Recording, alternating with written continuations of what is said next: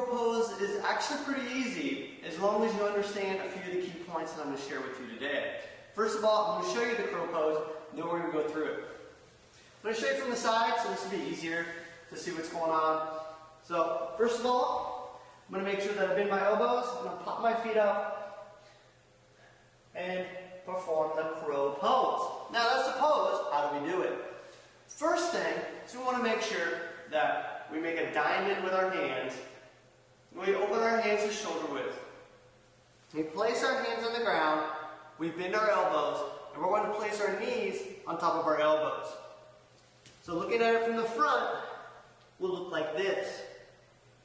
I'm going to show you from the side because some of the key points that I'm going to share with you, so that you'll be able to get this right away, are easily understood if you look at it from the side. So, starting once again in this position, I make my diamond, open my hands shoulder width apart, and I have my elbows bent.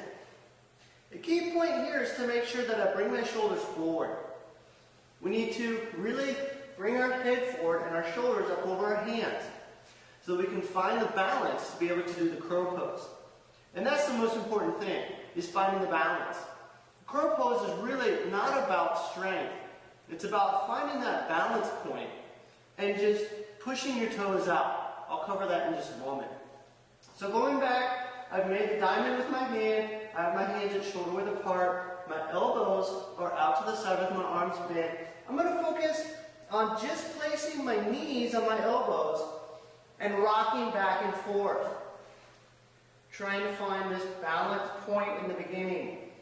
Might be a little scary if you've never done this before, but by doing this before you actually try the crow pose, it's going to help you to overcome some of the fear factors.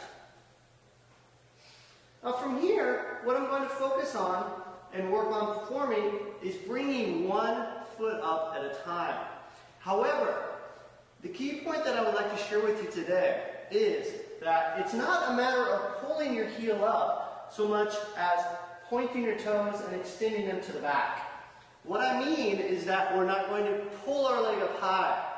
We're not pulling, we're pushing the foot out. By focusing on that, it's going to help with our balance.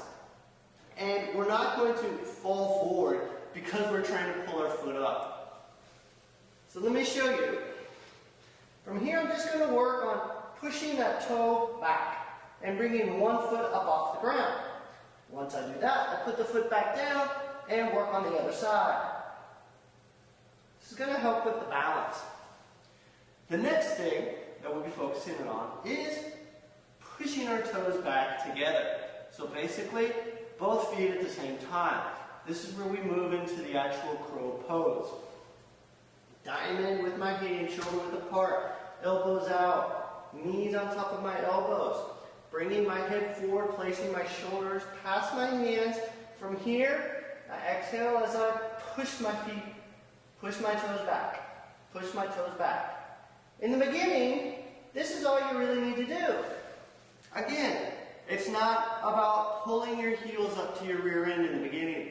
It's just about pushing your toes back and finding that balance so you can work on getting deeper into the crow pose. Going further into it, once you get that, then focus on pushing your toes back, bringing your chest up, and sinking into the crow. That's really all you have to do in order to get the crow.